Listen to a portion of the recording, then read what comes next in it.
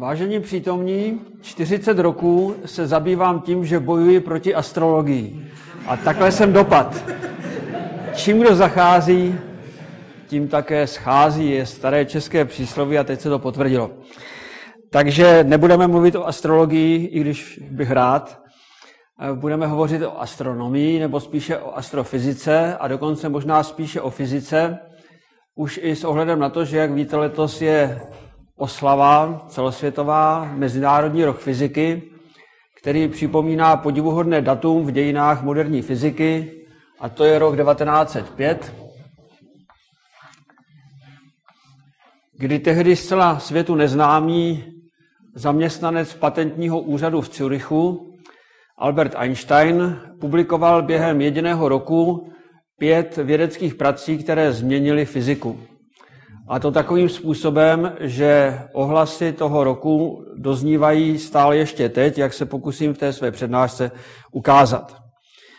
Albert Einstein byl přitom člověk, který vlastně nevynikal nijak během svých vysokoškolských studií. Byl to člověk, který byl velmi introvertní a kdy by nikdo nepředpokládal, že právě od něj se dočkáme jedné z největších fyzikálních revolucí v dějinách. Je zajímavé, že přitom, přestože byl takhle handicapován, neměl žádné problémy s tím, aby publikoval své překvapující práce v prestižním, tehdy německém, ale pochopitelně mezinárodním vědeckém časopise, což jakoby bere vítr z plachet těm lidem, kteří tvrdí, že nové myšlenky se ve vědě prosazují těžko, že zkostnatělí vědci tomu brání a že ti revolucionáři to mají prostě těžké. V tomto případě to vůbec nebyla pravda. Jak se nyní ukázalo z historických archivů, tak jeho práce do tohoto mezinárodního časopisu dokonce vůbec neprošly recenzním řízením, což je naprosto neslýchané ve vědecké literatuře. Prostě proto, že se o jejich publikaci zasadil sám Max Planck, už tedy uznávaný fyzik, neboť na první pohled rozpoznal, že to jsou práce geniální. Nebudu hovořit teď o těchto pracech, protože ty vlastně se netýkají přímo našeho tématu, ale většina z vás jistě ví, že o 10 roků později, v roce 1915, publikoval Albert Einstein to, co je jeho nejznámějším dílem, a to je obecná teorie relativity. Tato teorie se stala úhelným pilířem nové fyziky spolu s druhou takovou zvláštní situací, která přišla o něco malinko později a které říkáme kvantová mechanika. Možná, že abych zůstal u těch 5, tak bych mohl říci, že kvantová mechanika přišla v roce 1925, když pochopitelně nebyla hotová za rok, ta se vyvíjela řadu let. Na rozdíl od teorie relativity, která je skutečně individuálním dílem Einsteinovým a nemá vlastně žádné předchůdce. Zatímco ty práce z roku 1905, speciální teorie relativity, rovnice E rovná se mc na druhou a tak dál, ty byly přece jenom trochu nepřímo připraveny celou řadou fyziků a dokonce někteří z nich byli docela blízko tomu, co potom Einstein sám zveřejnil v té koncizní podobě. Naproti tomu obecná relativita ta přišla jako blesk z čistého nebe a patrně, kdyby ji Einstein nebyl tehdy formuloval, tak to mohlo trvat možná desítky nebo možná 50 let, než bychom se klopotně k té teorii dostali. V každém případě je zajímavé, že Albert Einstein už vlastně v té práci z roku 1905, která se týkala fotoelektrického efektu, takže předjal i myšlenky kvantové mechaniky a když v roce 1921 dostal Nobelovu cenu za fyziku, tak je tam výslovně zmíněn zejména právě ten fotoefekt, tedy záležitost kvantové fyziky, spíše než něco z teorie relativity. To je velmi pozoruhodné ještě z jednoho důvodu, že zatímco Albert Einstein přirozeně naprosto jednoznačně teorii relativity bral vážně a myslel si, že to je jeho největší přínos pro fyziku, ta kvantová mechanika se mu nikdy nelíbila z filozofického důvodu, a přestože jejímu rozvoji sám technicky přispěl velmi zásadními příspěvky, a to nebyla jenom ta teorie fotoefektu, to jsou ještě další věci, tak se s ní nikdy nesmířil a možná, že znáte jeho proslulý výrok, že si myslí, že Bůh nehraje s přírodou v kostky. To znamená, že se mu nelíbil ten princip náhody, ten princip pravděpodobnosti, který je v kvantové mechanice tak rozšířený. On chtěl jednoznačnou kauzální fyziku. To znamená, příčina má ten jednoznačný následek a dá se to spočítat. A ta pravděpodobnostní povaha kvantové mechaniky mu byla proti mysli. Navzdory tomu jeho genialita byla taková, že i s tou teorií, ve které jako principiálně nebyl s ní srozuměn, takže právě v ní učinil celou řadu zcela zásadních objevů, které mu mimo jiné vynesly Nobelovu cenu. Pochopitelně on by mohl těch Nobelových cen dostat mnoho. Tak to jsem chtěl říct na úvod proto, že z obecné relativity, čili z toho roku 1915, budeme dneska vycházet a to následujícím způsobem. Sotva byla tato obecná relativita publikována, tak byla podle Einsteinova přání podrobena testům. Einstein totiž vlastně přispěl i k metodologii vědy ve 20. století a speciálně fyziky tím, že požadoval, aby nová teorie, která přichází a má nahradit nějaké předcházející, splňovala především to, že vysvětlí všechny jevy, které té stávající teorie vysvětluje, ale vysvětlí i ty jevy, s kterými si stávající teorie neví rady, a dokonce předpovídá nové jevy, které v té stávající teorii vůbec nejsou obsaženy, které prostě nejsou ani známy. A to mu dává potom právo hovořit o té nové teorii jako o lepší. Čili on skutečně přesně postupoval podle svého vlastního přísného kritéria, když formuloval obecnou relativitu, která skutečně zahrnovala klasickou fyziku, tedy tu fyziku, které říkáme Newtonova fyzika, ale byla schopna vysvětlit některé jevy, které Newtonova fyzika vysvětlit neuměla. Konkrétně šlo o jevy astronomické, nebo přesně řečeno o jeden astronomický jev, a to bylo takzvané stáčení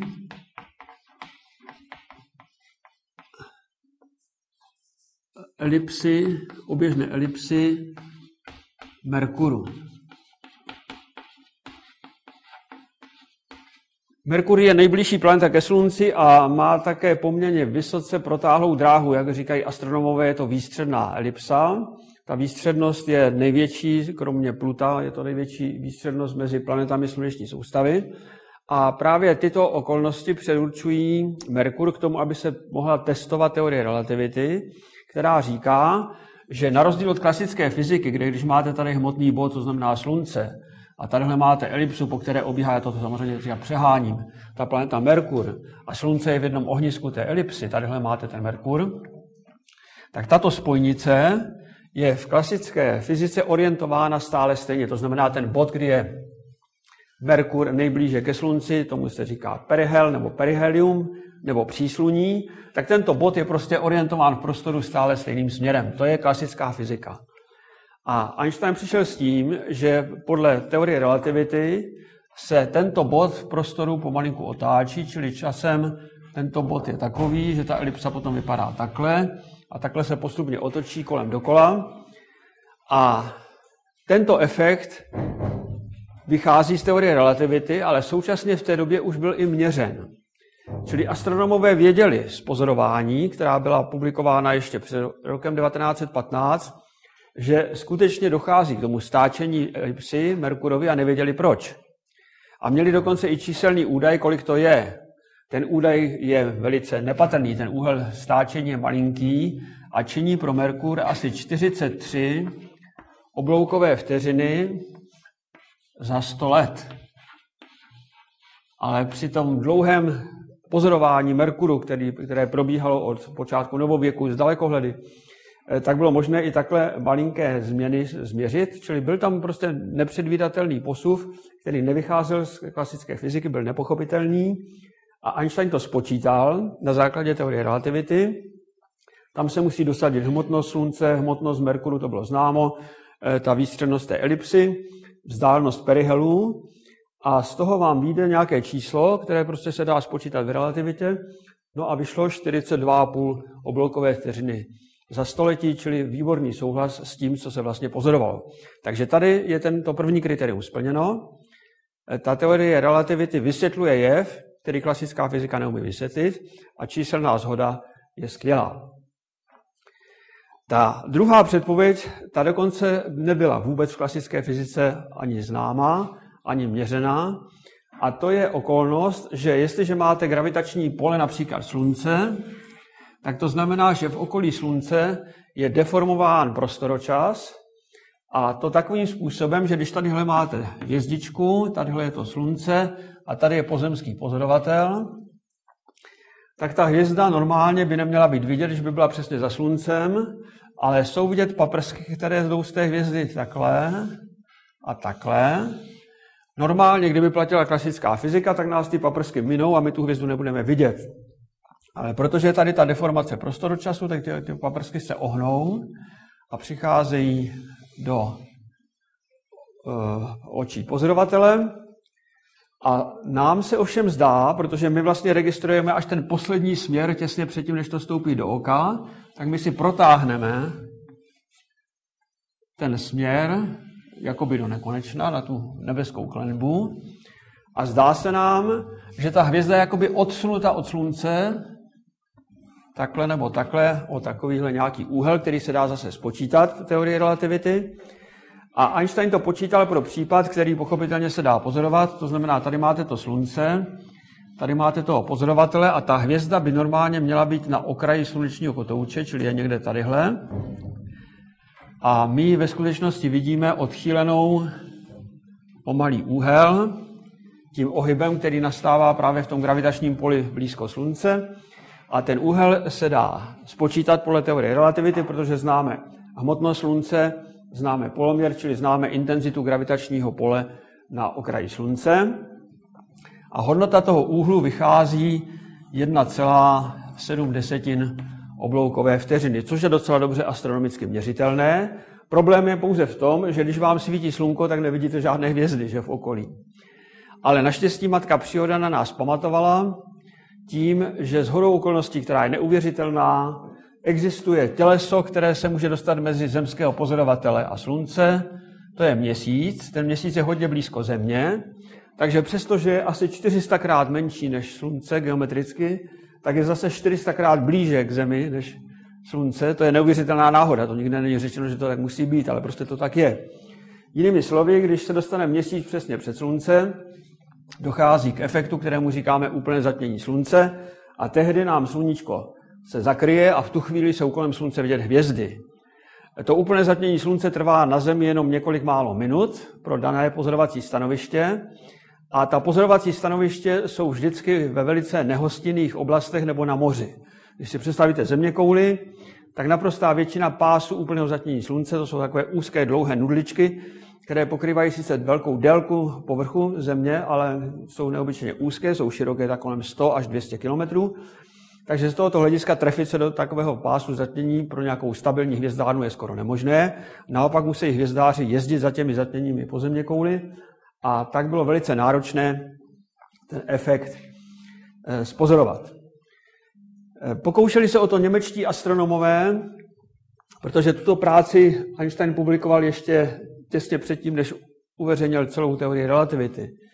Takže už v roce 1914 chtěli tento efekt ověřit při úplném zatmění slunce, které bylo vidět na Sibiři. Einstein ten údaj sám publikoval v roce 1911, ale musím říci, že ho publikoval špatně. Tehdy mu vyšlo 0,8 obloukové vteřiny. Takže jejich úkolem bylo zajet na tu Sibiř, měřit sluneční zatmění, podívat se na hvězdy, které jsou těsně v okolí slunce a zjistit, že jsou proti situaci, kdy tamto slunce není, odchýleny o tuto teoreticky předvídanou hodnotu. Naštěstí pro fyziku, na neštěstí pro lidstvo, v té době vypukla první světová válka. Němečtí astronomové na Sibiři byli v nepřátelském státě, v nepřátelském území, byli internováni, takže žádné pozorování neuskutečnili a pak velice složitě byli vyměněni a vrátili se zpátky do Německa živí a zdraví, ale bez jakýchkoliv výsledků. Naštěstí pro fyziku, protože, jak vidíte, tady ta předpověď zněla 0,8 vteřiny a velice bych čekal, nebo velice bychom se mohli bavit o tom, jak by to dopadlo, kdyby ti astronomové naměřili buď 0,8, anebo 1,7. To by byla velmi zvláštní situace. Nestalo se to, takže místo roku 1914 přišel až rok 1919. Po skončení první světové války uspořádali 2 výpravy za slunečním zatměním Britové. Britští astronomové se dostali jednak na tzv. Princův ostrov, který je poblíž západní Afriky, a jednak pozorovali v Brazílii na pevnině poblíž městečka Sobralu. Výsledky byly publikovány na konci roku 1919, to zatmění bylo v květnu roku 1919. Výsledek byl 1,6 plus minus 0,4 desetiny obloukové vteřiny. A tento výsledek způsobil, že Einstein se stal nejslavnějším fyzikem na světě. Když o tom referovali britští astronomové na schůzi Britské královské astronomické společnosti, tak Einstein dostal z Velké Británie telegram: celý svět vám leží u nohou. Prostě kvůli tady tomuto souhlasu. Einstein předpověděl potom, už on opravil tu chybu mezi rokem 1911 a 1915. V té obecné relativitě už to měl dobře, 1,7. Výsledek 1,6 plus minus 0,4 ukázal efekt, který předtím nikdo netušil, že vůbec bude existovat, a ten efekt v rámci chyb docela dobře souhlasil s Einsteinovou předpovědí. Čili v tu chvíli byla teorie relativity přijatá, a jakmile byla přijatá, tak ji začali používat především astrofyzikové, kteří si uvědomili, že máme vlastně novou gravitační teorii, že vesmír je ovládán gravitační silou, a to znamená, že můžeme použít rovnic teorie relativity, abychom propočítali stav celého vesmíru z hlediska gravitační teorie. Je zajímavé, že tuto práci nevykonal Einstein sám, vykonali ji dva lidé, kteří měli úplně jiné profese. Byl to mezi lety 1922 až 1924 ruský meteorolog a matematik Alexander Friedman a o něco později, v roce 1927, belgický duchovní Abbe Lemaitre.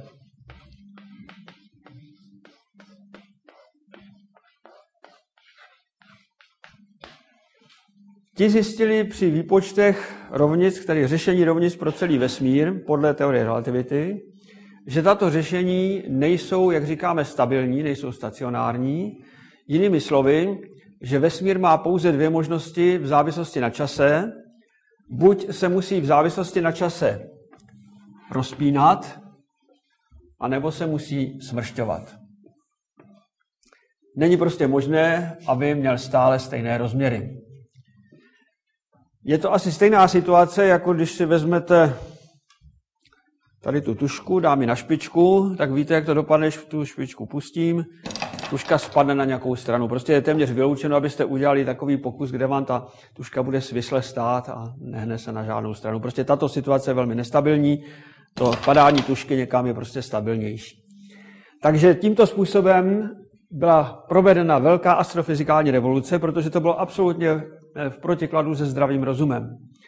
Přece tato místnost, tak jak je veliká dneska, tak byla jistě veliká v době, kdy tu budovu stavěli, a kdybyste si našli plány, tak zjistíte, že v mezích přesnosti těch plánů ta budova, nebo tady ta místnost má stále stejné rozměry. Všechno ostatní by vám připadalo absurdní, zejména tvrzení, že od té doby se ta místnost zvětšila. Tak v téhle situaci byla teorie relativity a pochopitelně nikdo to nemohl brát příliš vážně. I sám Albert Einstein zpočátku váhal nad přijetím tady těchto podivuhodných výsledků a trvalo to několik roků, než ho přesvědčili, že Friedman má pravdu. Prostě on si nejprve, Einstein sám si myslel, že tam udělal určitě nějakou chybu v tom odvození, že to přece není možné. Nakonec ale přesvědčil, že Friedman počítal dobře, Lemaitre také, a tak Einstein tento výsledek přijal. A pak se stalo něco naprosto nečekaného v astronomii. Přichází rok 1929, čili velice brzo po těch teoretických výpočtech, a jméno toho astronoma, který způsobil nebo dokončil tu revoluci, je Edwin Hubble. To je jméno, které dneska všichni známe, protože podle něj je pojmenován Hubbleův kosmický teleskop. Edwin Hubble byl vynikající astronom, který pracoval na tehdy největším dalekohledu světa. Ten dalekohled byl umístěn na hoře Wilsonově v Kalifornii a měl průměr zrcadla, tehdy největší na světě, 2,5 metru, což mimochodem je o 10 cm víc, než má Hubbleův kosmický teleskop. Ale pochopitelně ten rozdíl je, že tento dalekohled stál na Zemi a tudíž procházelo světlo k němu vrstvou atmosféry a ta vrstva atmosféry je přirozeně nepříjemná, protože různým způsobem deformuje signál, který přichází z vesmíru. ale tedy to bylo rozhodně největší zařízení, to znamená, mělo největší sběrnou plochu, proto Hubble mohl sledovat takzvané spirální mlhoviny, o kterých se už tehdy hvězdáři domnívali, že to jsou hvězdné soustavy, které se podobají naší Mlečné dráze. Nevěděli ještě pořádně, jak jsou od nás daleko, ty vzdálenosti byly nepřesně známy, ale už se vědělo, že když se vezme spektrum těchto cizích galaxií, jak jim dneska říkáme, těm spirálním mlhovinám, takže je to vlastně složené spektrum mnoha tisíc hvězd, čili že jsou to vlastně hvězdné soustavy. Navíc se vědělo, že spektrální čáry, které normálně jsou charakterizovány vlnovými délkami prvků podle toho, který prvek tam září, tak se to dá porovnat s laboratorními hodnotami, tak spektrální čáry u těchto cizích galaxií byly vesměs posunuty k dlouhovlnnému konci, čili k červenému konci spektra. Mluvíme o takzvaném červeném posuvu spektrálních čar. A Hubble byl první, který byl schopen aspoň relativně určovat vzdálenosti galaxií dosti slušně, vymyslel na to dobrou metodu. Takže v tom roce 1929 publikoval poměrně jednoduchý graf.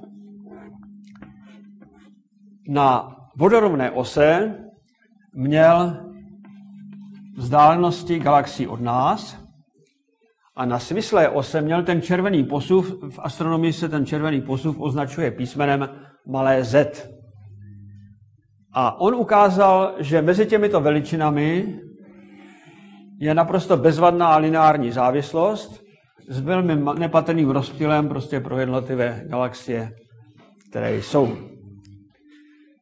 Co bylo překvapující, že existuje princip, který je znám už z 19. století a který byl dokonce odvozen tady v Praze a na škole, která je předchůdkyní ČVUT, totiž na Pražské polytechnice.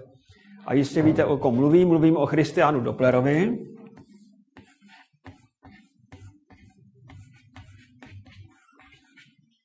který už v roce 1842 zde v Praze, v budově Karolína ve Vlasteneckém sále, který tam dodnes stojí, na schůzi Královské české společnosti nauk, na té schůzi bylo 6 lidí, přednesl to, co známe jako Dopplerův princip. Dopplerův princip říká, že jestliže se nějaký zdroj záření nebo také akustických vln od vás vzdaluje, takže vy dostáváte vlny s delší vlnovou délkou. Když se k vám přibližuje, dostáváte vlny s kratší vlnovou délkou v porovnání s tím, jak ten zdroj ty vlny vysílal. Z toho je možné, a to nejen v astronomii, odvozovat rychlosti pohybu objektů vůči vám, takzvané radiální rychlosti, přibližování nebo vzdalování. Vůbec nemusíte vědět, jak je ten objekt od vás daleko, protože přes ty vlnové délky se dostanete přímo k číslu, které souvisí s rychlostí světla a které vám umožní, abyste ty výsledky měli přímo, řekněme, v kilometrech za sekundu nebo v metrech za sekundu. Čili třeba ty policejní radary, ty vás měří na základě Dopplerova principu a Dopplerův princip také umožňuje měřit rychlosti pohybu galaxií vůči nám. A tady se najednou ukázalo, že ty rychlosti jsou velice značné, že ty rychlosti činí až 1000 kilometrů za sekundu vůči pozorovateli, což vypadalo v té době jako naprostá šílenost. Ale ten Hubbleův graf byl dalšími pozorovateli potvrzován, čili nebylo možné s ním debatovat. A tu se ukázalo, že právě tento graf zcela jednoznačně souvisí tady s těmi pracemi Friedmana a Lemaîtra, protože jestliže ten posuv je červený, to znamená k delším vlnovým délkám, znamená to, že ty galaxie se od nás vzdalují, čili že vesmír se rozpíná. Takže jedna z naprosto báječných předpovědí teorie relativity, která byla, říkám, absolutně v rozporu se zdravým rozumem, byla velmi rychle experimentálně potvrzena. Historickou kuriozitou je, že sám Edwin Hubble jako pozorovatel tomu nikdy neuvěřil, té interpretaci. On si myslel, že se to podaří vysvětlit jednou nějak jinak a připadalo mu naprosto šílené, že by se měl vesmír rozpínat a ještě takovými obrovskými rychlostmi. Dneska vidíme, že je tomu pochopitelně přesně tak a že dokonce ty rychlosti, které dneska jsme schopni měřit, například pomocí Hubbleova kosmického teleskopu, podstatně překonávají to, co tehdy Hubble odhadoval, nebo co si myslel, že je šílené. Tím vznikl velice důležitý myšlenkový experiment, který říkal, dobře, připustíme, že teorie relativity má pravdu, je to jinak stále dobře ověřovaná teorie, vesmír se rozpíná, my pozorujeme červené posuvy galaxií, které rostou tím, jak jsou ty galaxie od nás dál, proto je tady ta lineární závislost. Čili dobře, připustme to. Znamená to, že jsme snad uprostřed toho rozpínání? Vypadá to tak, ať se díváme kterýmkoliv směrem, ty galaxie letí od nás pryč. Ale astronomové dobře vědí už od časů Koperníkových, že jestliže se někdy stane, že máme pocit, že naše Země nebo naše Slunce nebo prostě ten objekt, ve kterém se nacházíme, má nějaké výjimečné postavení ve vesmíru, tak se prakticky určitě mýlíme.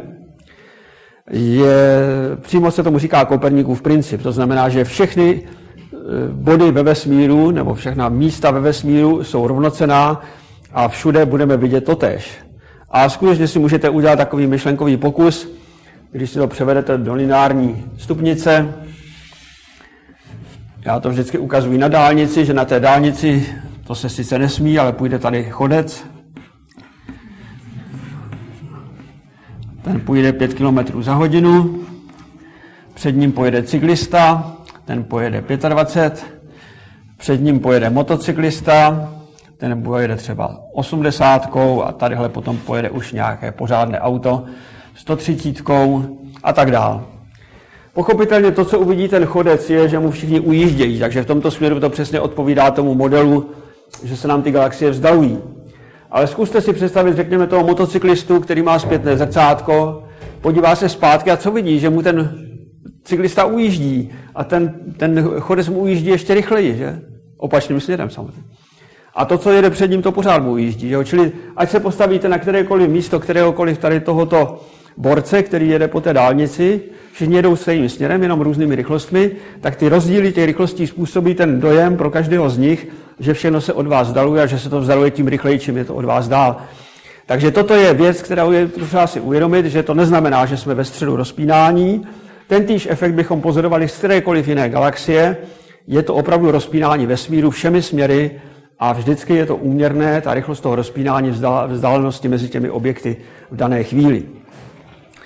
Z toho všem i hned můžete vyvodit něco pro minulost. Jestliže se dneska tyto objekty od sebe vzdalují, to znamená, že dříve byly k sobě blíž.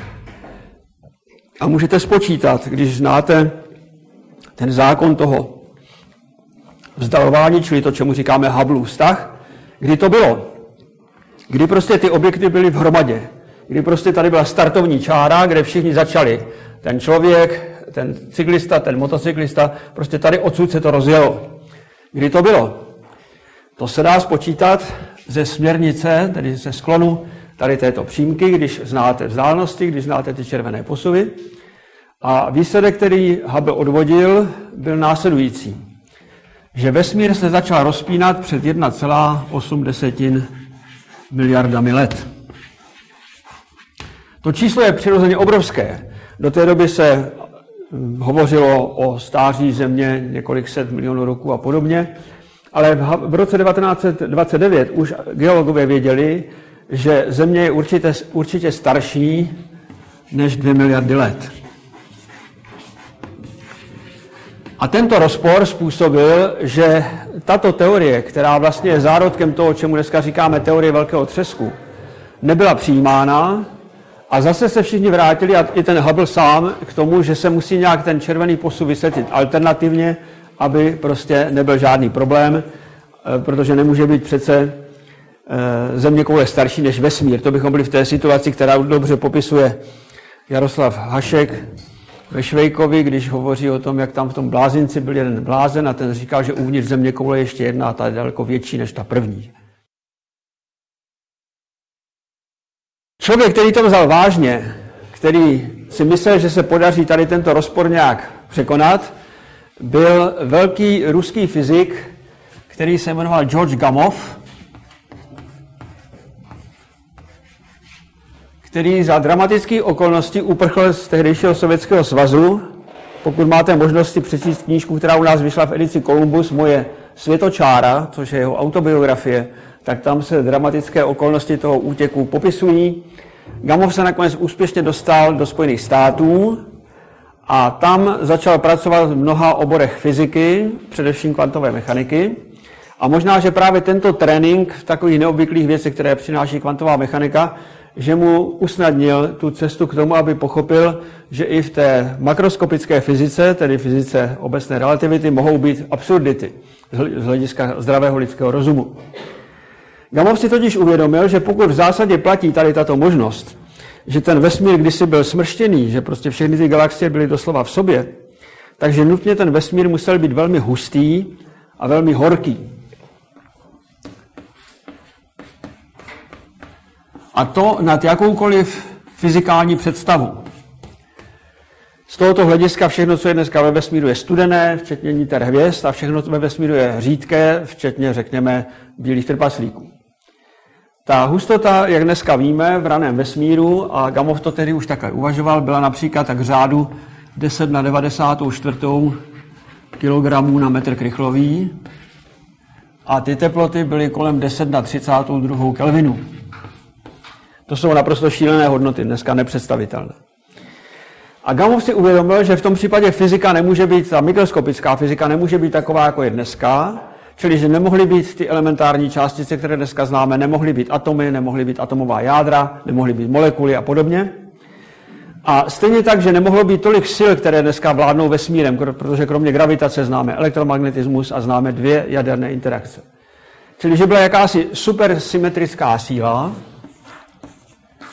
a byl jeden typ částic, na které působila. Taková fyzika je velmi jednoduchá, ta by se dala velmi rychle naučit, bohužel bylo to dávno a dneska už to neplatí, dneska je vesmírná fyzika dosti složitá právě proto, že máme 4 interakce a že vesmír je studený, protože se nám rozepnul. Gamow v roce 1948 publikoval to, čemu dneska říkáme teorie velkého třesku, protože důsledně odvozoval vlastnosti vesmíru z toho velmi horkého a velmi hustého stavu před více než 2 miliardami let, protože v mezidobí, mezi tím rokem 1929 a mezi rokem 1948 se odehrála druhá světová válka.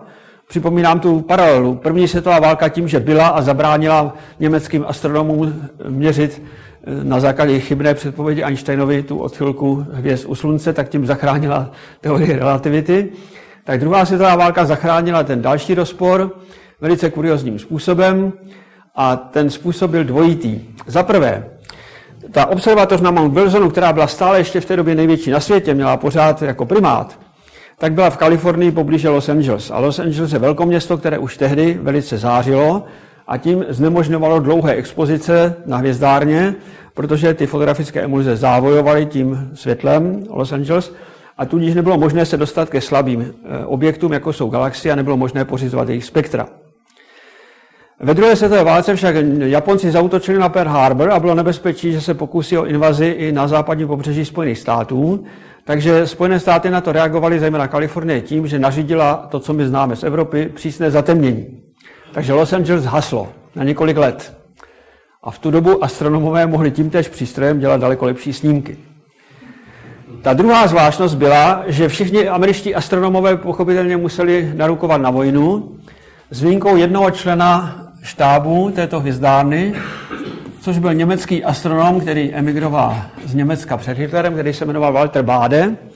A ten jako cizinec, dokonce nepřátelský cizinec, až patřil k Německu, nemohl do armády, takže zůstal na hvězdárně, protože tam je neškodný. Takže Bade měl k dispozici neomezené množství pozorovacího času na tomto největším dalekohledu světa a využil toho k tomu, že udělal nejhlubší snímky galaxií, které byly do té doby možné.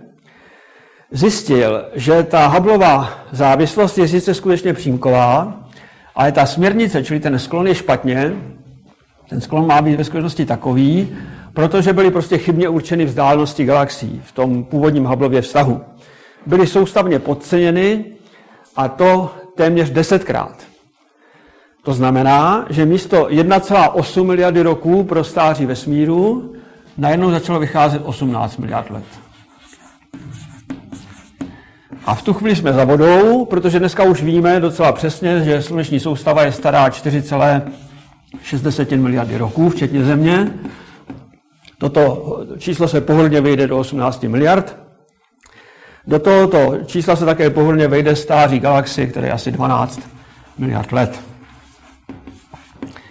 Takže ta hlavní námitka proti velkému třesku odpadla a to byl ten důvod, proč si mohl Gamow dovolit ten úsudek, který jsem tady teď před chvílí naznačil. Je zajímavé, že ještě neměl vyhráno, protože jeden z důsledků toho úsudku bylo, že když se ten vesmír rozpíná, tak pochopitelně ta hustota rychle klesá, ta teplota také rychle klesá, vznikne už ne supersymetrická teorie, ale postupně se oddělí ty 4 interakce.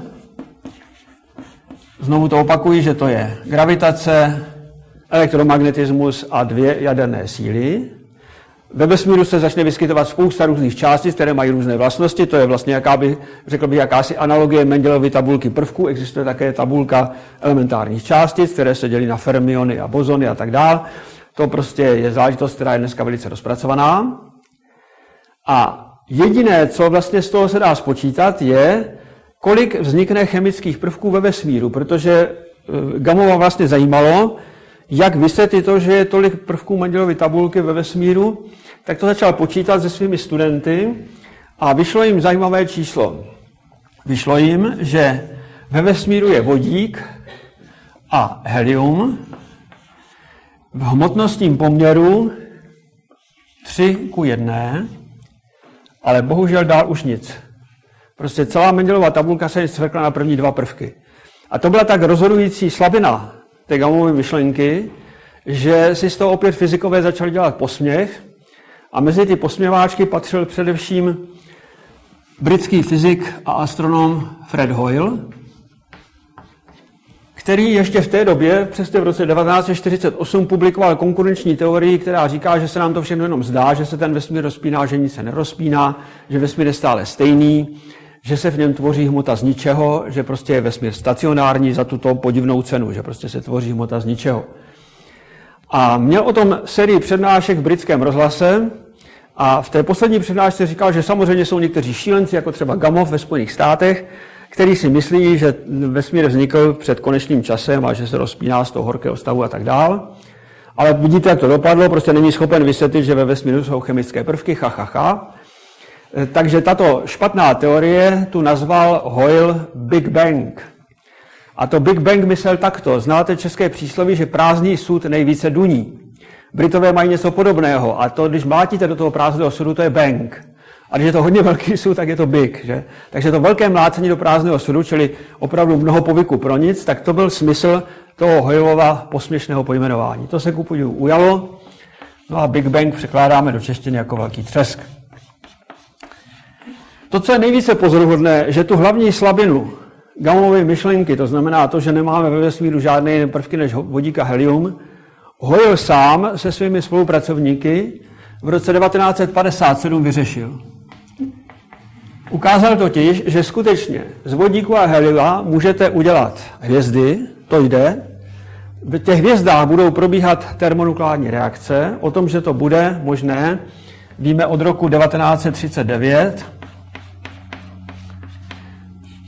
Zásluhou dalšího Němce, který žil ve Spojených státech, Hanse Betheho, mimochodem Hans Bethe zemřel asi před měsícem, bylo to teď nedávno, toho byly sdělovací prostředky plné, protože to je poslední velký zakladatel, který ještě byl naživu. To všechno pochopitelně už jsou lidé, kteří dávno zemřeli. Takže Hans Bethe spočítal v roce 1939, že skutečně, když máte hvězdu, která je z vodíku a helia, takže při vysokých teplotách, které panují vnitru hvězd, to znamená kolem 10 milionů Kelvinů, dochází k přeměně vodíku na helium, to je termonukleární přeměna při vysoké teplotě, a přitom se uvolňuje energie, která právě umožňuje, aby hvězdy dlouho svítily, protože tam nejde jenom o to velké množství energie, které se uvolní, ale také o to, aby to bylo dostatečně dlouhodobé. A hvězdy musí svítit, chceme-li vysvětlit vesmír, miliardy roků nebo možná i desítky miliard let. Takže tuhle reakci jsme znali a za to dostal potom Bethe v roce 1967 Nobelovu cenu za fyziku. Takže tohle už bylo předpřipravené a Hoyle ukázal, že existuje zajímavá reakce, která je naprosto nečekaná. Že když už máte to helium ve hvězdách, které je fakticky jakoby popelem té první reakce, protože začínáte s vodíkem a končíte heliem, takže se může povést reakce, kdy 3 jádra helia se sloučí na jádro uhlíku. Tato reakce umožní překonat ten problém, že máte ve vesmíru pouze první 2 prvky Máte uhlík, což je velká výhoda pro chemiky, protože okamžitě můžete mít organickou chemii, pochopitelně. Ale tato reakce, kterou tady mám v rámečku, je šíleně nepravděpodobná z hlediska kvantové mechaniky. To by se téměř nemělo nikdy stát. Ale Hoyle objevil, že existuje určitá věc, která se říká rezonance, která platí makroskopicky. Víte, že třeba turbiny se chvějí při určitých otáčkách. Tak elementární částice se také chvějí při určitých otáčkách. A tato rezonance způsobí, že tato nepravděpodobná reakce ve skutečnosti probíhá velmi pravděpodobně. A proto se dostanete přes tady tento oslí můstek. Máte uhlík, jakmile máte uhlík, tak už není problém z něho udělat dusík a kyslík. Pak už můžete brát ty jednotlivé prvky Mendelovy tabulky a krásně vám to začne vycházet. Tuhle práci Hoyle publikoval v roce 1957, tedy byla to čtveřice, kterou vedl. A tahle práce se stala tím rozhodujícím, podporujícím argumentem pro teorii velkého třesku, takže to, čemu se Hoyle posmíval, tak tomu sám nejvíce pomohl k tomu, aby to vyhrálo. Potom přišla Američanka Gapoškinová, to byla astronomka významná, která ve své disertační práci se zabývala tím, kolik opravdu ve vesmíru těch prvků je, protože tohle všechno, co tady povídám, to jsou teoretické výpočty. Takže Gapoškinová si prostě vzala dost velkou krabici ve vesmíru a normálně z pozorování spektrálních a z dalších astrofyzikálních úvah začala počítat, kolik doopravdy ve vesmíru je těch jednotlivých prvků. No a to, co zjistila, je fascinující. 3/4 je vodík. Čtvrtina je helium a všechny ostatní prvky Mendelovy tabulky, kterým astronomové z naprosto záhadného důvodu říkají kovy, tvoří 2% té celkové chemické bilance vesmíru. Jinými slovy, to je přesně ten vývoj, který proběhl od velkého třesku. Na počátku bylo 3:1, pouze vodík a helium, čili Gamow počítal dobře. A ty 2% to nadělaly hvězdy, které postupně přeměňovaly chemické prvky podle těch reakcí, které propočítali Hoyle, a tím za těch 15-18 miliard roků nadělali těžší prvky. Ale ty těžší prvky, jak vidíte, nijak vesmír zvlášť nebohatili. Ve vesmíru je pouze 2% těžších prvků, než je vodík a helium. A tam je ještě potom velký zub, protože první prvky až po železo, těch je ještě relativně hodně, a pak je velký skok dolů.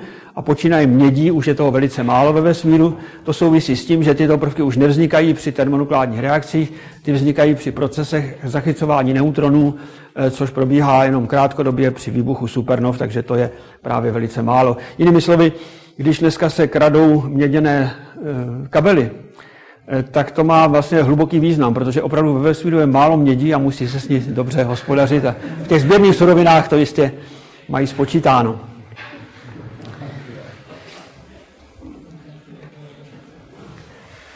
Teď přijde už ostrý střih, protože běží nám čas, i když jako ve vesmíru je času relativně dost. Takže bych chtěl říci, že ten základní souboj dneska dospěl úplně do nového stádia. Dneska víme především, že se zpřesnilo neobyčejně v posledních asi 3 letech, se zpřesnilo to stáří vesmíru, které jsem tady viděli jste kolísalo od 1,8 do nějakých 18 miliard. Tak dneska po všech těch korekcích je to 13,5 plus minus 1/10 miliardy let. Čili to už je relativně velké zpřesnění a za toto zpřesnění vděčíme nikoli v optickým astronomům, ale vděčíme rádiové astronomii. Rádiová astronomie vznikla ve 30. letech 20. století zásluhou amerického inženýra českého původu v roce 1932, to byl Karl Jánský, který dokonce vůbec nepracoval v nějaké vědecké instituci základního výzkumu, byl zaměstnancem Bellových laboratoří a měl za úkol studovat důvody, proč dálkové radiové spojení, které se tedy rozšiřovalo, bezdrátové spojení, je rušeno různými poruchami. Postavil se na to směrovou anténu, aby mohl určit směr, odkud ty poruchy přicházejí, a k velkému úžasu zjistil, že jeden hlavní zdroj poruch není na Zemi, ale ve vesmíru a konkrétně v centru naší Mléčné dráhy. Tím začala rádiová astronomie. Ukázalo se, že prostě ionosférou procházejí kratší radiové vlny kratší než asi 15 metrů, a můžete tak studovat vesmír. Má to své výhody, protože vidíte velice daleko Je to velmi citlivá metoda a můžete pozorovat i ve dne a dokonce při zatažené obloze, při dešti, prostě ty radiové vlny vám přicházejí stále. Radiová astronomie potom dostala velké impulzy za druhé světové války, když byl vynalezen radar a radar umožnil pracovat na mikrovlnných pásmech. Byly to citlivé přijímače, velké antény a po druhé světové válce mnoho těch odborníků hledalo civilní uplatnění, takže prostě přešli do rozvíjející se rádiové astronomie.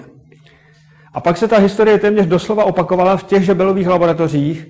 Pracovali v roce 1964 jiní dva inženýři, Penzias a Wilson,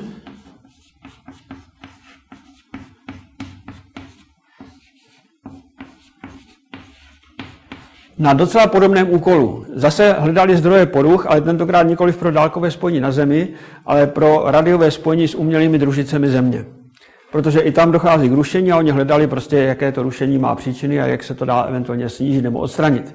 Postavili si opět směrovou anténu, takzvanou trichtýřovou, která byla nesrovnatelně důmyslnější než ta Jánského, a zjistili s úžasem, že nejenom ze směru ze středu Mléčné dráhy, ale kamkoliv se na obloze prostě podíváte, že vám přichází velice slabé mikrovlnné záření v pásmu centimetrových vln, které, když se přepočte na efektivní teplotu, na takzvanou Planckovu teplotu, tak vám dá hodnotu asi 3 kelviny. To je velice málo, ale i tohle dneska radioastronomové dovedou dobře změřit. Penzias s Wilsonem byli trénováni v radiotechnice, nebyli trénováni pochopitelně v astronomii, takže nevěděli si s tím rady. Ale doslechli se, že na Princetonské univerzitě jsou nějací chlapíci, kteří si myslí, že by takové rádiové záření z vesmíru mělo přicházet. A když se jde na kořen věcí, tak zjistíte, že u toho je opět historie, kterou začal Gamow. Protože když počítal ten velký třesk v roce 1948 a v těch nejbližších letech potom a počítal s tím, jak ten horký vesmír se začal ochlazovat, tak zjistil, že v určité chvíli se zárodečné záření vesmíru, které bylo takhle žhavé, začalo chovat jinak než látka vesmíru, která byla podobně žhavá. Prostě najednou se tyto dvě entity od sebe odtrhly. Předtím byly v interakci, čili byla látka promísená se zářením a vzájemně interagovala a od určité chvíle přestala. Čili pak se to záření vyvíjí podle jiného zákona než ta látka. A výsledek je, že Gamow spočítal, že dnešní vesmír by měl být vyplněn mikrovlnným zářením o teplotě 5 až 10 kelvinů. To byla jeho předpověď z roku 1948. Ten výsledek je pochopitelně v dobrém souladu s tím, co Penzias s Wilsonem naměřili a je to ono. Čili Penzias s Wilsonem podali další důkaz o správnosti Gamowovy myšlenky horkého velkého třesku vesmíru a to záření, tomu se dneska říká většinou reliktní,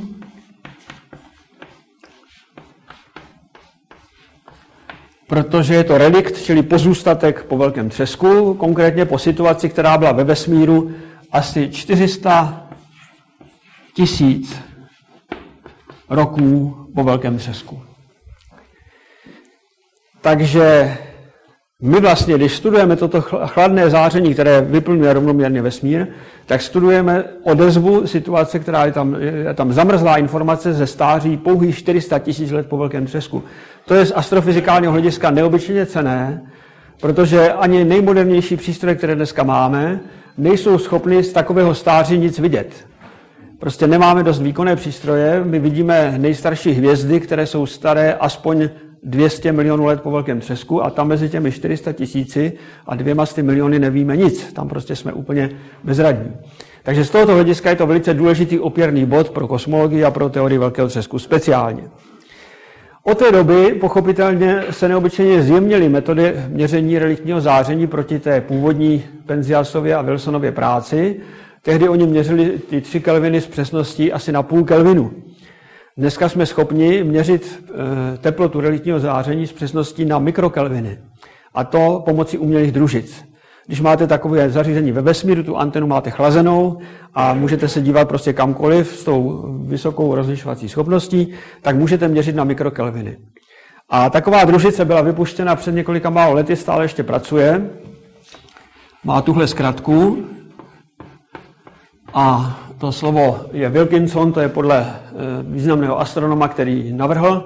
A MAP je mikrovlnná anizotropie toho kosmického záření reliktního, protože se ukázalo, že při této přesnosti už neplatí to, co jsem říkal před chvílí, že by to záření bylo stejnoměrné ze všech směrů. Není stejnoměrné, jsou v tom malinké vlnky, takové nerovnosti, my tomu říkáme fluktuace. Velikost těch fluktuací lze spočítat z teorie velkého třesku a můžete je porovnat s pozorováním. Ten souhlas je vynikající, to je právě to, co ta družice Wilkinson už zjistila. Ona ještě stále pracuje, takže ještě ty výsledky budou zpřesněny, ale právě z této družice máme toto stáří, čili to je zásluha této jedinečné družice, která zkoumá nerovnosti v reliktním záření. Prostě vy si vlastně můžete spočítat, za jak dlouho ty nerovnosti vyrostly na tu hodnotu, kterou družice měří a vyjde vám tohle číslo. Toto číslo je navíc ve velice výborném souladu se všemi ostatními nezávislými určeními stáří vesmíru, takže v podstatě se najednou celá ta situace docela dobře zaokrouhlila a můžeme říci, že máme zásadní obraz o vývoji vesmíru, aspoň v prvním přiblížení, takový, že ho můžeme nabídnout veřejnosti. Jinými slovy platí to, že vesmír je starý 13,5 miliardy roků, před tou dobou, v tom okamžiku velkého třesku, byl mimořádně hustý, mimořádně horký, ale protože podle teorie relativity byl nestabilní, musel se rozpínat, tak ta hustota klesala, teplota klesala, tím se porušila původní symetrie jediné interakce na ty dnešní 4. Jeden typ částic se rozmnožil a stala se s něho ta pestrá plejáda elementárních částic od, řekněme, protonů až po neutrina. Tento ranní vesmír v prvních 3 minutách upekl to, co Gamow spočítal, vodík a helium, pochopitelně pouze jádra vodíku a jádra helia, v poměru 3:1 podle hmotnosti. To je v dobrém souladu s pozorováním. Od té doby mohly vznikat hvězdy. Ty hvězdy vznikaly nejpozději 200 milionů let po velkém třesku, už byly první hvězdy vysokých hmotností, které ve svých nitrech provozovaly termonukleární reakce, přeměnu vodíku na helium a potom přeměnu helia na těžší prvky podle reakcí, které propočítal Hoyle a jeho družina. A tyto hvězdy pak vybuchovaly jako supernovy a tím vracely do kosmického prostoru už obohacený chemický materiál, tak dlouho, až to vznikly hvězdy 2. generace a 3. generace a k té 3. generaci potom patří Slunce, které už mělo tolik kovů, že se kolem něj mohl vytvořit planetární systém a tudíž i naše Země je produktem tady tohoto vývoje. Jinými slovy, každý uhlíkový atom, který v sobě nosíme, vznikl v nějaké hvězdě, která posléze vybuchla jako supernova a bylo by velmi zajímavé, kdybyste se mohli s tím uhlíkovým atomem domlouvat a on by vám vyprávěl svou životní historii, tak kam až vlastně sahá náš rodokmen, sahá prostě do nitra hvězd a z hvězdného prachu jsme se všichni narodili. V tom názvu přednášky ovšem ještě chybí se zmínit o jednom pojmu, který rovněž vychází z relativity, a to jsou černé díry.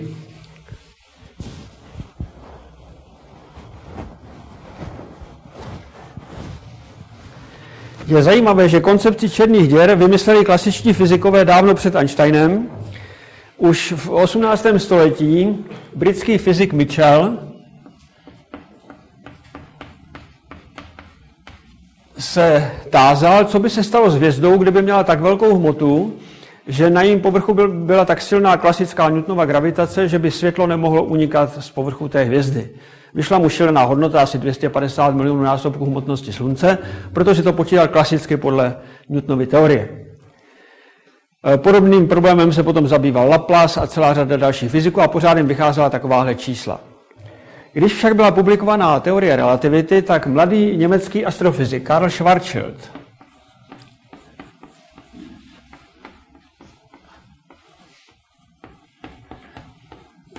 si řekl, že to zkusí počítat relativisticky.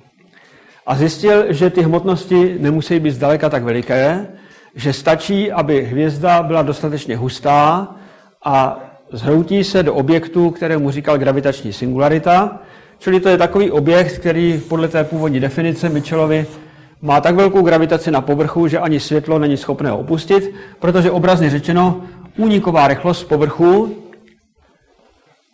rychlost úniková je větší než rychlost světla ve vakuu. tak v tom případě ani světlo se nedostane ven a ten objekt není zvenčí viditelný, ačkoliv má svou nezanedbatelnou gravitaci a prostě podle gravitačního zákona přitahuje všechno kolem sebe. Ani tato myšlenka nebyla Einsteinem přijata příliš příznivě a po dlouhou dobu si myslel, že to je jenom jakási matematická fikce. A jeden z největších podporovatelů teorie relativity, což byl britský astronom Sir Arthur Eddington, to byl ten, který vedl tu expedici za těmi zatměními slunce, které prokázaly právě Einsteinovu hodnotu a tudíž právě on způsobil, že ten Einstein byl slavný. Tak Eddington tak protestoval proti takové možnosti, že jednou řekl svému mladšímu studentovi, že musí být přece nějaký přírodní zákon, který zabrání hvězdám, aby vyváděli takové hlouposti a hroutili se do černých děr. Ale v té době ještě ten termín černá díra také nikdo neznal. Celé to spalo až do doby po druhé světové válce a ještě mnohem déle, až do roku 1968, kdy poslední žijící žák Alberta Einsteina, John Wheeler,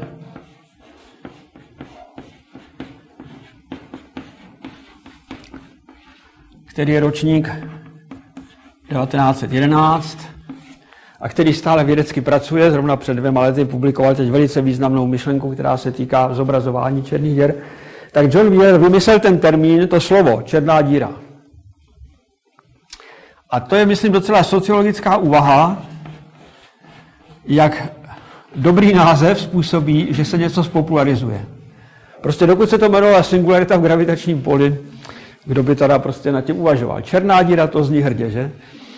A vystihlo to přesně ty hlavní vlastnosti toho objektu, totiž, že je to černé v jakémkoliv oboru spektra, nejenom, že to nesvítí opticky, nesvítí to radiově, nesvítí to rentgenově, gamma, nic se prostě nedostane ven, protože to vesměs je elektromagnetické záření, které podléhá tady tomuto principu, že nemůže opustit takovou hvězdu, nebo co to je, to nemusí být hvězda, ale musí to být prostě dostatečně kompaktní, aby tam platila tahle nerovnost, takže je to černé. A díra je to proto, že když letíte kolem a ta gravitace vás začne vtahovat do toho prostoru, tak z hlediska tohoto pozorovatele, který sedí tady na tom paprsku nebo na té raketě, nebo co to má, tak prostě on padá do díry, která nemá dno. Čili on padá jako pořád. On vůbec nemá pocit, že už je na dně. Takže z tohoto hlediska je ten název docela, myslím, výstižný. John Wheeler je ostatně člověk, který má velice dobré obrazné vyjadřování. On sám absolvoval ve Francii výtvarnou akademii, takže on také kreslí krásné obrázky ke svým vědeckým pracem. Prostě je to velice pozoruhodná bytost. Byl několikrát v Praze mimochodem, protože Praha má pro lidi tohoto typu to kouzlo, že tady Einstein, jak víte, působil na německé univerzitě v roce 1911 a vlastně tady promýšlel základy obecné relativity. Takže černá díra se stala mezi teoretickými fyziky populární, ale to hlavně přišlo pochopitelně v astronomii. Přestože to vypadá, že černou díru nebudeme moci nikdy vidět jako astronomové, tak se to daří nepřímo na základě efektů, které vznik černých děr doprovázejí ve vesmíru. My se dneska domníváme, že k tomu, aby mohla fyzicky vzniknout černá díra, musí hvězda už skončit s termonukleárními reakcemi, protože ty drží jako na tom určitém rozměru takzvaným gradientem tlaku plynu, případně také tlakem záření. Čili ta hvězda nesmí mít tady tyto podpůrné mechanismy, protože pořád drží na svém velkém poloměru a tudíž nemůže splnit tu podmínku, aby teda, jak si ta rychlost byla uniková vyšší než rychlost světla. Ta hvězda se může začít hroutit gravitací pouze tehdy, když právě tu termonukleární reakci ukončí, což se dříve nebo později musí stát, protože ty zásoby termonukleárního paliva v žádné hvězdě nejsou nekonečné, jsou zcela jasně konečné. Jestliže ta hvězda v tu chvíli, kdy končí s termonukleárními reakcemi, jak vyplynulo z výpočtů, má hmotnost větší než 3x Slunce, trojnásobek sluneční hmotnosti, tak její konec je nevyhnutelný, skončí jako černá díra.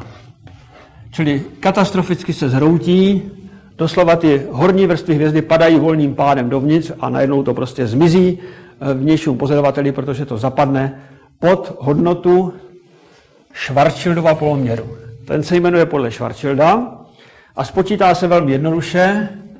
Schwarzschildův poloměr černé díry je prakticky 3x hmotnost Slunce hmotnost té hvězdy vyjádřená ve slunečních jednotkách, čili prostě je to násobek hmotnosti Slunce a ten výsledek je v kilometrech. Jinými slovy, jestliže říkám, že nejmenší černá díra může mít 3 Slunce, tak to znamená, že ten poměr je 3, tady máte další trojku, takže dohromady prostě to znamená, že nejmenší černá díra může mít Schwarzschildův poměr 9 km. A pochopitelně, když je to teda černá díra, která má 5 sluncí, tak je to 15 km a tak dále. Je to prostě lineární závislost. Čili to jsou vlastně velmi jednoduché kupecké počty, které nám ukazují, že ty objekty jsou mimořádně malé a že v tom procesu, jak vznikaly, tak jakékoliv slabounké magnetické pole, které je obklopovalo, tak se tím nesmírně zhustí, protože ty siločáry jdou daleko blíž k sobě. Čili v okolí, ne v té černé díře, ale kolem ní jsou velmi silná magnetická pole. Následkem toho se tam částice pohybují vysokými rychlostmi podél těch siločár. Přitom většina jako částic září, a to velmi výrazně. Takže paradoxně každá černá díra má kolem sebe svatozář, která je naopak velice intenzivní, dokonce tak, že se projevuje zejména v rentgenovém oboru spektra. Takže od chvíle, kdy měli astronomové k dispozici rentgenové družice, začali objevovat černé díry jako na běžícím pásu. Nejsnažší cesta je ta, že máte systém 2 hvězd, z nichž jedna je normální hvězda a ta druhá černá díra je zhroucená podle tady tohoto pravidla, čili je to velice miniaturní objekt.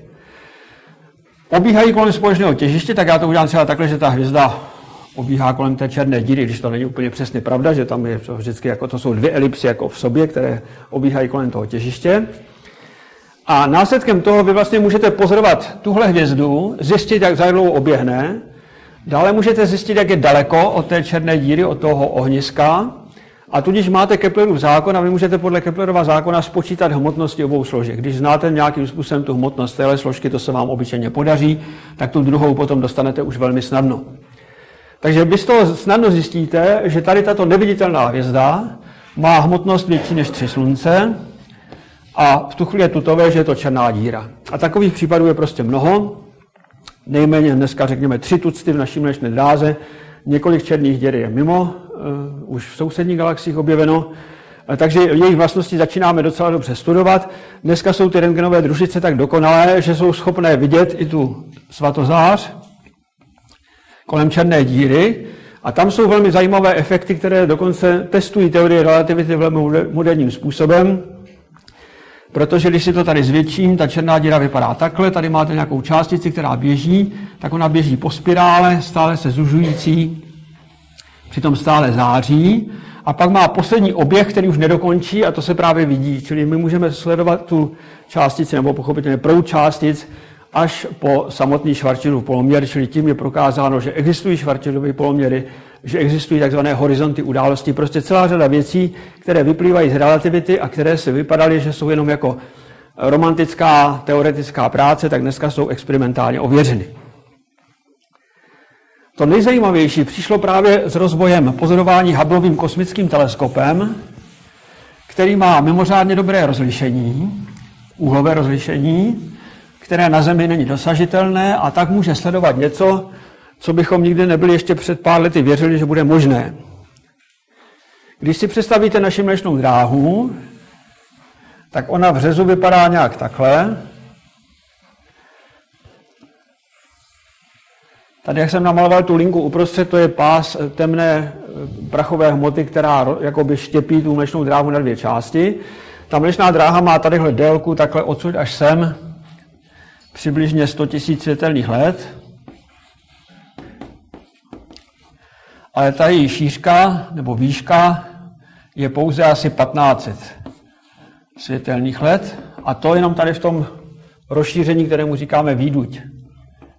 Mimo to rozšíření ještě daleko tenčí, tady to jsou opravdu jenom desítky světelných roků. Naše slunce se nachází někde asi v těchto místech, tak na půl cesty mezi středem a okrajem a přímo v té prachové rovině. Tady je slunce a sluneční soustava. A ten střed je od nás dál asi 25 000 světelných let. A když se do toho středu díval Hubbleův kosmický teleskop, tak tam objevil několik hvězd, které obíhají kolem něčeho, co vypadalo jako velmi podivně a co se jevilo pouze na radiových vlnách. A protože už se dneska měří řadu let, tak už se ukazuje, že ty hvězdy, když to já se teďka zvětším, tady je ten pomyslný střed, který je neviditelný, tam není vidět nic. A tady obíhají hvězdy po elipsách kolem toho středu. Už jich máme naměřeno asi 10. Každá z nich vlastně umožňuje Keplerův zákon použít, takže máme 10 nezávislých určení podle Keplerova zákona a z toho vychází, že ta neviditelná hmota uprostřed má 4 miliony hmotností Slunce. Čili to je černá díra, ale ne taková obyčejná, to je černá veledíra, která má prostě neskutečně obrovský rozměr, protože podle toho vztahu 4 miliony krát 3, že jo, takže to je 12 milionů kilometrů, čili to je černá díra, která má poměr skoro, bych řekl, k dráze Merkuru, že jo, nebo aspoň kus k dráze Merkuru. To těleso je vlastně dynamickým centrem Mléčné dráhy a to, co vlastně objevil Hubbleův teleskop v zápětí, je, že všechny ostatní spirální galaxie, které jsou dost blízko, aby se tyhle výzkumy daly dělat, mají černé veledíry ve svých jádrech, které mají obyčejně ty milionnásobky hmotnosti Slunce, ale mají i více. Existuje jedna galaxie, která má tohle číslo M87, nachází se v souhvězdí Pany a je od nás vzdálená asi 60 milionů světelných roků. A ta má uprostřed černou díru, která má zatím rekordní známou hmotnost 3 miliardy hmotností Slunce. To znamená, že poměr té černé díry je 9 miliard kilometrů, což je, no to je někam až jako je Pluto, že jo? Prostě to je už opravdu hodně daleko. Takže takhle velká černá díra. Je zajímavé, že tahle černá díra proti všemu očekávání není nějak zvlášť hustá, protože když těch 3 miliardy hmotností Slunce rozptýlíte na tak velkou hmotu, tak zjistíte, že průměrná hustota v té černé díře je nižší než hustota vzduchu v pozemské atmosféře. A přesto je to černá díra. Takže tohle je velký objev, který dokonce souvisí s vývojem galaxií, protože se ukazuje, že když si spočítáte, jakou hmotnost mají tady ty výdutě, které jsou typické pro spirální galaxie, takže vždycky ty černé veledíry vnitru mají 0,1% hmotnosti té výdutě. Takže zřejmě tady existuje nějaký evoluční faktor, který to způsobí. Dneska se myslí, že většina těch veleděr vzniká prostě postupným sléváním těch normálních hvězdných černých děr. A protože to trvá dost dlouho a protože máte poměrně velké množství těch objektů, tak nakonec se to sleje až na ta příšerně velká čísla. Čili černé díry jsou svým způsobem velice zvláštní úschovny chemických prvků ve vesmíru, z toho důvodu, že z černé díry podle té klasické teorie relativity se nemůže dostat nic ven, ani světlo, ani ty chemické prvky. Takže z hvězd, které jsou velice hmotné, které vyrobily původně velké množství chemických prvků ve vesmíru, se do toho koloběhu nic zpátky nedostane, protože je to uzavřeno pod hranicí Schwarzschildova poloměru a tudíž je to pro nás nepřístupné.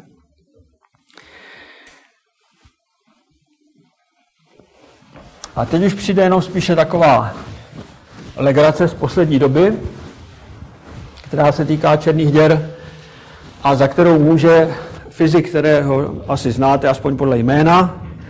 Je to britský teoretický fyzik, který se jmenuje Steve Hawking.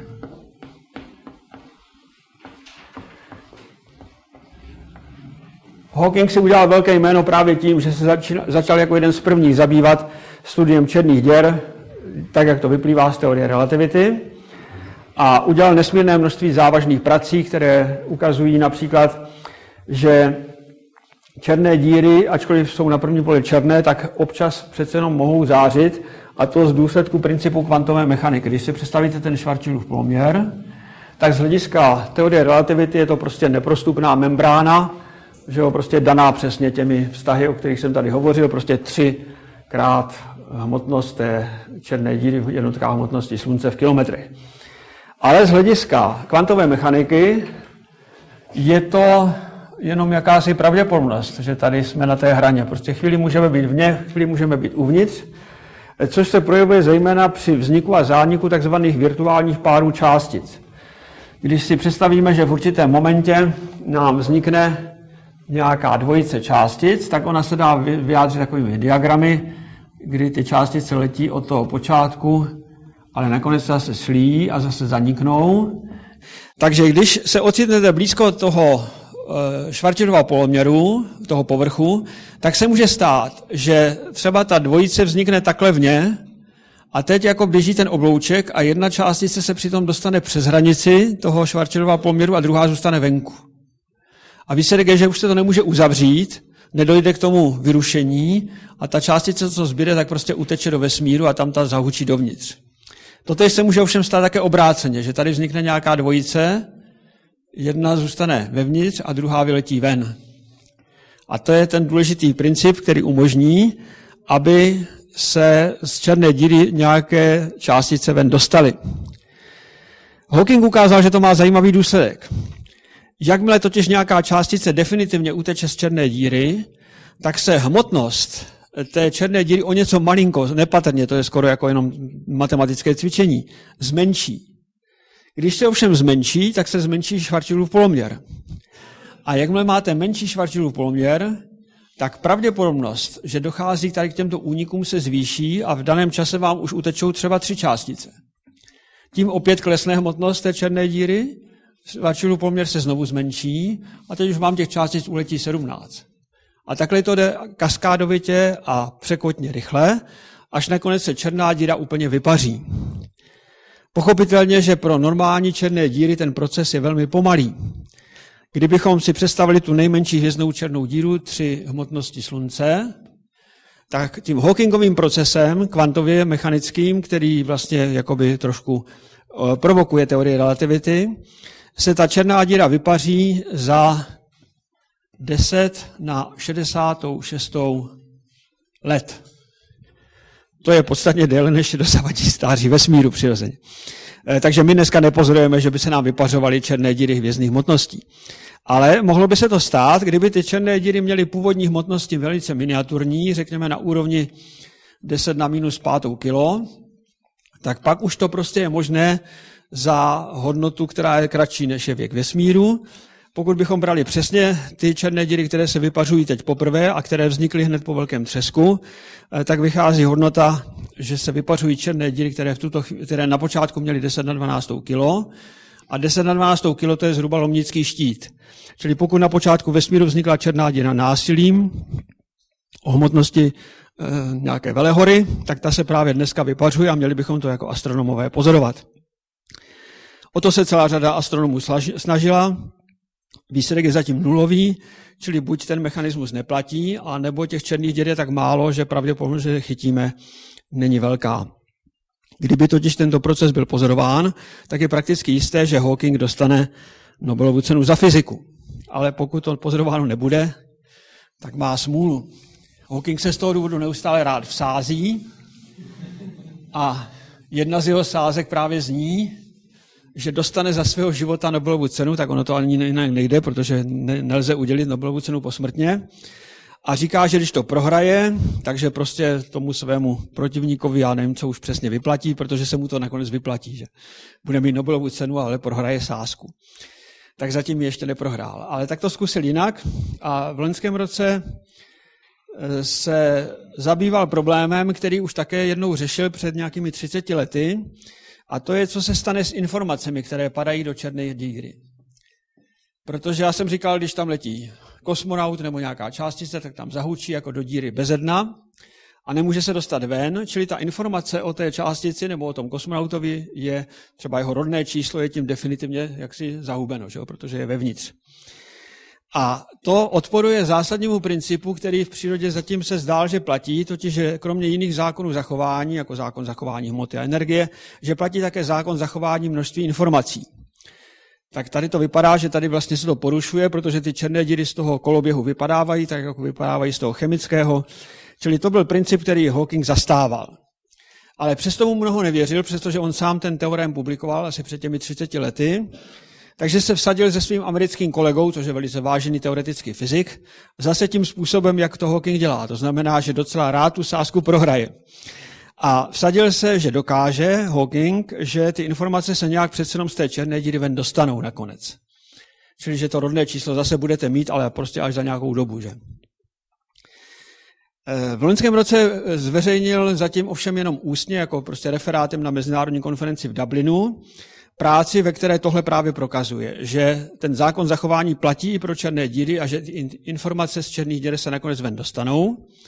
Ta sázka zněla, že ten, kdo tu sázku prohraje, tak tomu svému protivníkovi má koupit nějakou encyklopedii dle vlastního výběru.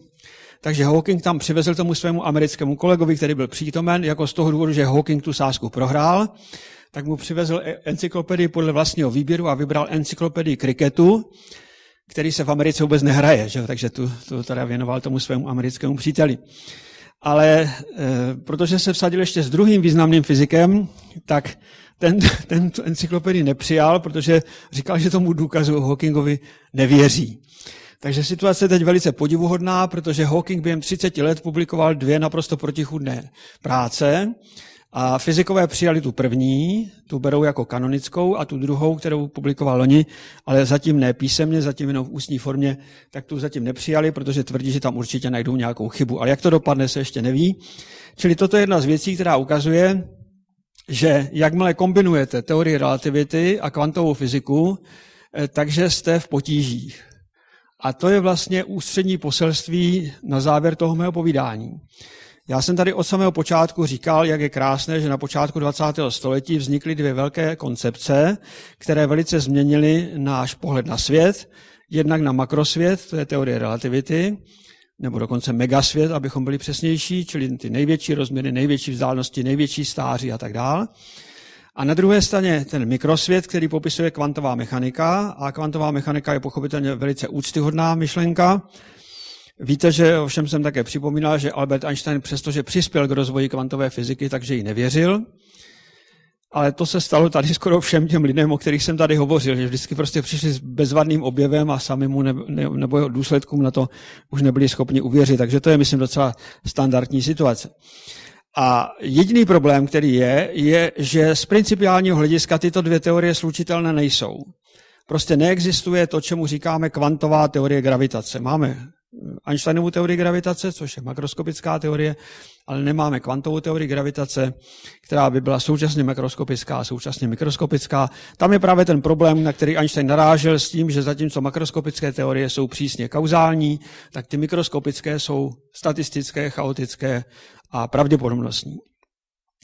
My teď nevíme, a to je možná spíše filozofická záležitost, zda toto je problém objektivní, čili zda takhle je svět prostě uspořádán, že odporuje těmto našim představám o kauzalitě, anebo zda je to naše nedokonalost, jinými slovy, zda v budoucnosti zvítězí jedna z těch 2 myšlenek, teorie relativity, a nebo kvantová mechanika, anebo zda budou popřeny obě a budou nahrazeny něčím, co je podstatně lepší a co tedy zahrne úplně všechno. To je myšlenka takzvané teorie všeho.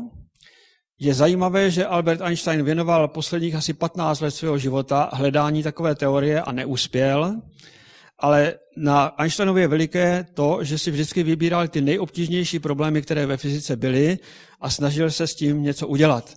Ve většině případů to stihl, tady v tomto případě nikoliv, a my chápeme dneska docela dobře proč, protože nevěděl ještě o jaderných interakcích, čili zahrnoval nebo snažil se sjednotit pouze elektromagnetismus a gravitaci, to je, zdá se, nejtěžší úkol.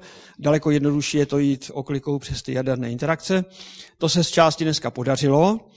A teď je jenom otázka, která zatím nemá odpověď, zda vůbec je principiálně možné tady toto zbožné přání dnešních fyziků jednou uskutečnit. To znamená vytvořit jednotnou unitární teorii, která zahrne veškerou fyziku od toho mikrokosmu až po ten megakosmos. Člověkovi by se to líbilo, protože vidíme i třeba na tom příkladu teorie velkého třesku, že tady vlastně se kombinovaly výpočty kvantově mechanické a výpočty gravitační, čili makroskopické. Ale nikdo neví, zda ta úloha řešení má a když, tak jak to dopadne. A tak na závěr ještě 2 citáty. Jeden pochází od amerického fyzika, nositele Nobelovy ceny Ledermana, který svého času vyhlásil takový program, že úkolem fyziků v 21. století je najít takovou univerzální formuli pro celý vesmír, která přitom bude tak jednoduchá, že ji budete moct nosit na takových těch sportovních tričkách, jak se nosí ty nápisy I love Coca-Cola nebo tak, takže tam bude prostě ta rovnice. Takže to je jedna myšlenka. Ta druhá myšlenka, ta je starší, pochází opět od našeho už oblíbeného Stephena Hawkinga, který v roce 1980 napsal, že si myslí, že do konce 20. století budeme mít jednotnou teorii všeho, pokud se do té doby sami nevyhodíme do vzduchu. 20. století skončilo, do vzduchu jsme se nevyhodili, i když to jeden čas tak vypadalo, ale od jednotné teorie všeho jsme pořád zhruba stejně daleko, takže teď je to nakonec na těch astrolozích, jak to dopadne v budoucnosti. Děkuji vám za pozornost.